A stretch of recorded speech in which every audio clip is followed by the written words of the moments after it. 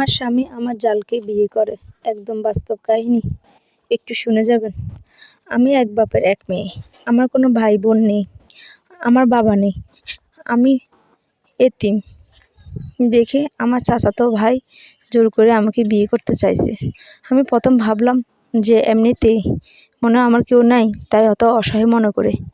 কিন্তু পরে শুনতে পারলাম জায়গা সম্পত্তির লোভে আমাকে নাকি বিয়ে করতে চাইতেছে। এই কথা শুনে আমার মা রাজি হয় না। আমার মা অন্য জায়গায় আমার বিয়ে ঠিক করছে। সেই কথা শুনে তারা রাতে রাতে জোর করে মানুষ দিয়ে আমাদেরকে বিয়ে করে দেয়।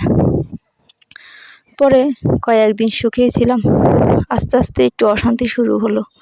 তারপরে এগুলো মেনে নিলাম। আমার বিয়ের 5 বছর পরে আমার বাসুর মারা যায়। এ হলো আমার প্রথম মূল অশান্তির কারণ। আমার বাসুর মারা যাওয়ার পরে আমার হাজব্যান্ড আমাকে নিজে জ্বালাতন শুরু করে। উঠতে বসতে খাইতে অনেক জ্বালাতন করে। আমার একটা ছেলে আছে, ছেলেরও খোঁজ খবর নেয় না। ও ঢাকা গেলে আর আসতে চায় না। পরে আমি মানুষের কাছ থেকে শুনতে পেলাম আমার জালকে নাকি আমার হাজব্যান্ড বিয়ে করতে চাইতেছে। এই কথা শুনে আমি ওরে জিজ্ঞেস করলাম, এটা কি শুনলাম? আমার হাজব্যান্ড বলে, যা শুনছো মেনে নিলে থাকো, আর মেনে না নিলে চলে যাও। আমি বললাম, এমনটা করলে কেন আমার সাথে? তুমি তো নিজে আমাকে জোর করে বিয়ে করছো। সে বলে, তোকে তো তখন বিয়ে করছি সম্পদের জন্য। তো আমি বললাম, তাহলে এখন এরকম করছো কেন?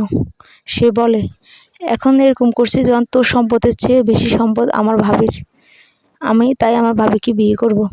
আমি বললাম, ওনার এত বড় বড় 4টা ছেলে মেয়ে, ওনার এমন কি সম্পদ আছে যে তুমি ওকে বিয়ে করবা? বলে, না, আমি ওকেই বিয়ে করব। তোর কাছে যে সম্পদ আছে তার চেয়ে বেশি সম্পদ আছে আমার ভাবির কাছে। আমার ভাই যা আছে সব কিছু আমার ভাবির নামে করছে। অনেক ক্যাশ টাকা দিয়ে গেছে, অনেক কিছুই আছে যেটা দিয়ে আমি অনেক বড়লোক হব। তোর এইটা দিয়ে আমার কিছুই হবে না। এ কথা শুনে আমি অনেক কান্না করলাম। ভাবলাম যে নিজের মাকে দিয়ে বা মানুষকে দিয়ে বুঝালে সে ঠিক হয়ে যাবে।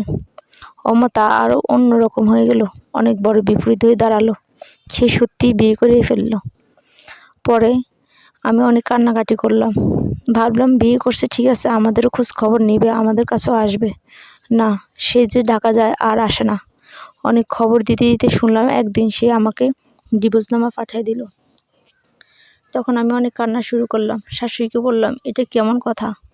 আমাকে তো এত তাড়াতাড়ি ডিভোর্স দিয়ে দিল। আমি তো সবে মেনে নিলাম। কিন্তু আমার শাশুড়ি বলে, এটা করার কিছু নেই, আমরা তোদেরকে খাওয়াতে পারবো না, কারণ তোদের কোনো ইনকাম নেই।